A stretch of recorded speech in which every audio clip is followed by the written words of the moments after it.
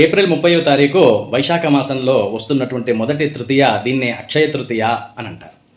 అక్షయ తృతీయ రోజు ఏది చేస్తే అది అక్షయమైపోతుంది అనేటటువంటిది పెద్దల ఉవాచ, మాట, దేవుడి శాసనం. అక్షయ అంటే క్షయము లేనిది, క్షయ అంటే నశించిపోయేది, అక్షయ అంటే ఎల్లప్పటికీ కూడా నశించకుండా ఉండేటటువంటిది.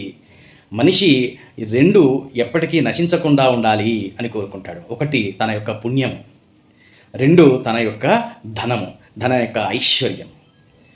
అందుకే శ్రీ సూక్తం చెప్తుందన్నమాట, హిరణ్యవర్ణాం హరిణీం సువర్ణరజతస్రజాం. అమ్మని బంగారంతో పోల్చింది శ్రీ సూక్తం. కాబట్టి ఆ రోజు బంగారం కొనుక్కుంటారు.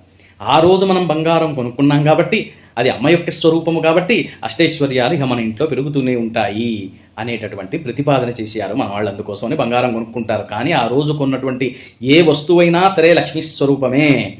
అదే రోజు గంగ భూమికి వచ్చింది. అదే రోజు పరశురాముల వారు 6వ అవతారం, అది దశావతారాల్లో 6వ అవతారం, పరశురాముడు జన్మించాడు లోకాలను ఉద్ధరించడానికి. అదే రోజు సుధాముడికి శ్రీకృష్ణ పరమాత్మ అష్టైశ్వర్యాలు ప్రసాదించాడు. అదే రోజు అక్షయ పాత్ర ఇచ్చాడు శ్రీకృష్ణుడు ద్రౌపదికి. ద్రౌపది అడుగుతుంది, నాయన ఎవడు ఏ నిమిషాన